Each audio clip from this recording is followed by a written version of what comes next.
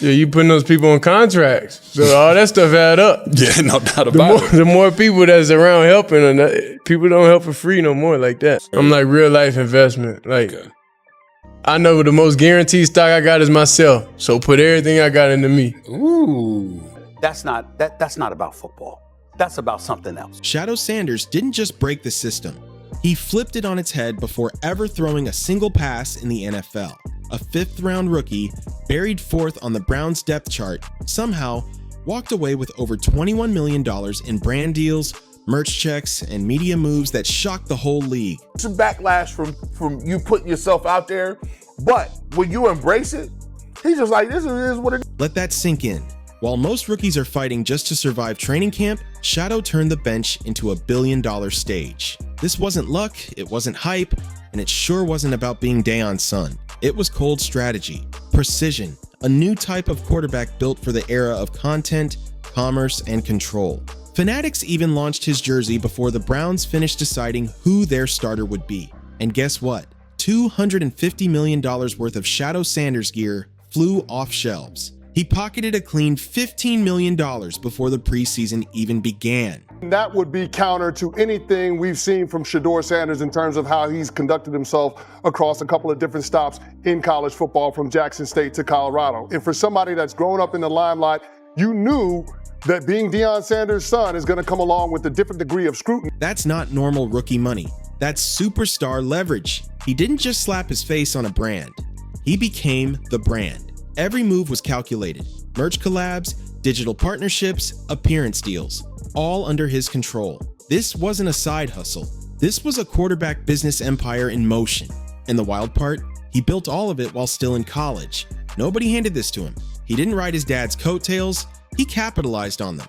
He studied the game off the field, built his content squad, ran his socials, and turned every ounce of buzz into hard cash. Before his first NFL snap, he had already raked in $6 million. No playbook, no template, just vision, guts, and a plan no rookie dared to try. I don't think he's John Elway. I don't think he's Peyton Manning or even Eli. But I think he's the best quarterback they have, and it'll just take him time. And I think he's a good kid. By and large, good kid. And yet, no preseason snaps, no guaranteed roster spot. Still, Shedeur Sanders had the #1 selling rookie jersey in the entire country. The Browns hadn't even locked him into their quarterback rotation, but Fanatics pushed his jersey past guys drafted higher like Dylan Gabriel, or even veterans like Kenny Pickett. While others waited for their marketing teams, Shedeur was the marketing. This wasn't a clerical mistake, it was a strategic strike. The NFL and Fanatics knew where the energy was: clicks, followers, and buzz. Expectations have changed because a lot of what we're hearing from Cleveland has changed again. Shedeur didn't just move product, he shifted culture. In days, $250 million of his gear was gone. And here's the kicker. Fans weren't buying into the Browns, they were buying into him. Raiders fans, Dolphins fans, even folks who don't watch football at all were rocking his jersey. One fan even said, "I'm not a football guy, I'm here for Shedeur." That's not just merch, that's movement. Different level of why he's so marketable is because he pulls up in these little regular spots and just be showing love. Draft experts were still doubting if he'd make the roster, but Shedeur already made history. The league hadn't mic'd him up, and he already owned the spotlight. Shedeur Sanders isn't just a quarterback, he's a one-man media empire. While rookies beg reporters for interviews, Shedeur controls the whole narrative. From YouTube series to curated brand content, he doesn't chase coverage, he creates it. He's not riding the wave, he's building the ocean. And every deal came with equity. And it's that branding, bro, being a business, a walking business brand. He's a 5th-round pick, and he generated damn near well over $300 million already in merchandise sale.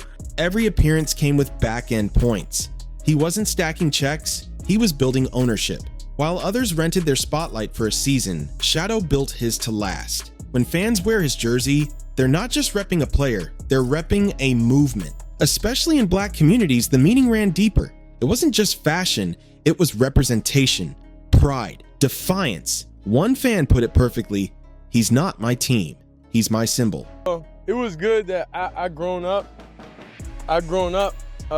Little League and all that stuff under center, so it brings me back to Little League days. That's loyalty, not to a franchise, but to a person. And Shedeur leaned right into it. He built around it and he cashed in. Other rookies hope to trend. Shedeur maps out how he'll trend and makes money every single time it happens. This isn't fame. It's calculated brand warfare. Man, just on the field, off the field, just making sure everything's right. Taking care of everything to make sure your body's right. Yeah. That's actually, I didn't even think about that. While the rest of the rookie class waits for media approval, Shedeur Sanders torched the old playbook and wrote his own. Shedeur Sanders didn't need Mel Kiper to boost his draft grade, and he didn't need ESPN to stamp his name with approval. He went straight to the people, built a content empire on his own terms, told his story without filters, and flipped casual fans into loyal investors. That's what rattled the establishment the most. He never stood in line.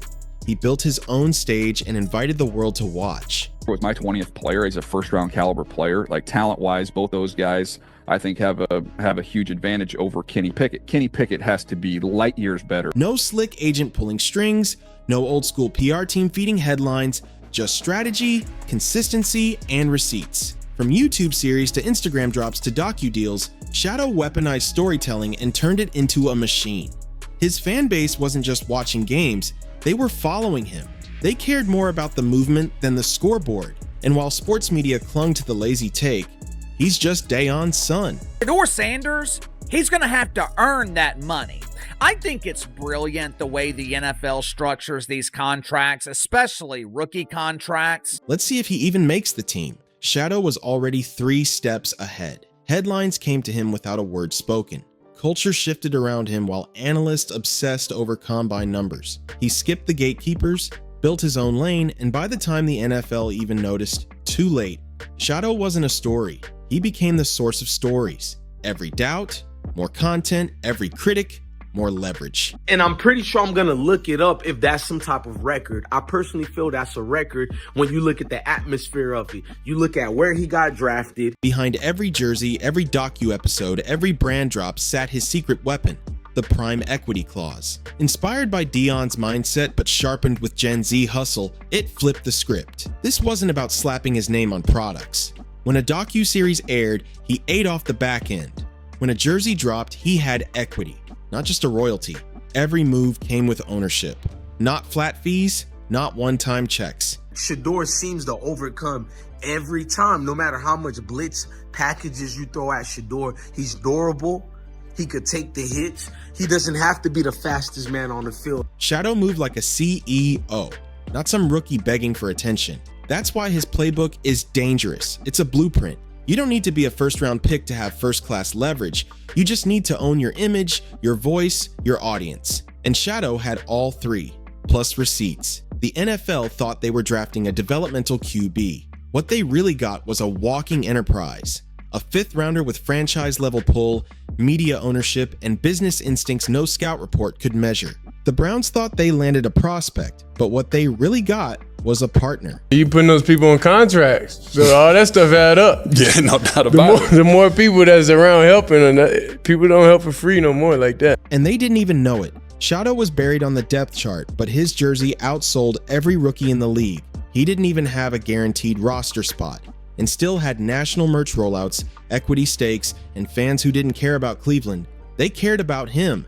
That's not hype. That's a branding earthquake. While teams hyped draft picks like Dylan Gabriel, whose jersey sat untouched, Shedeur was already front page on Fanatics before he touched the field. Fans were clicking add to cart before the ink on his rookie deal even dried. And here's what's scary. The Browns don't realize it. If they fumble this, they won't just lose a player, they'll lose an entire movement. Because Shedeur's audience doesn't follow logos, they follow him. Trade him tomorrow and that loyalty packs up and goes right with him. The Browns didn't build this wave. They just got lucky enough to stand near it. Now, they either ride it or get crushed. While insiders debated his mechanics, something much bigger was happening. This wasn't about a rookie quarterback. This was a power shift. Shedeur brought a media empire, a direct-to-fan model, and a roadmap that showed how outdated the NFL really is. He turned barriers into stepping stones. Media control, brand control, narrative control. He didn't wait. He created. Every doubt turned into monetized content. The old way, waiting years for respect, then hoping for leverage, is dead. Now it's build first, monetize second, and make the league come to you. Shedeur Sanders proved it, and now a whole new wave of athletes are copying the formula. No more waiting for permission. Equity replaces endorsements. Direct platforms replace scouts. That future is already here, and Shedeur built it. He hasn't thrown a single NFL pass, but he's already rewritten the game. This wasn't about NIL fluff or shiny branding. It was about control, about rewriting the rules before stepping on the field. While rookies begged for validation, Shedeur built a stage and walked in with $6 million, equity in every drop, and a media machine that doesn't just follow the story, it is the story. He didn't just learn from day on, he evolved the whole playbook. And now the NFL has no choice but to adjust to him. This isn't just football, it's a business pivot, a culture shift, a disruption shaking locker rooms, front offices, and boardrooms. Because if a 5th-round pick with no guaranteed snaps can create more value than top 10 picks, then everything about how we measure talent has to change. The league thought they drafted potential. What they really got was a movement in motion, and it's only getting louder. So if you're rocking with this story, make sure you hit that like button, subscribe to the channel, and I'll see you on the next one.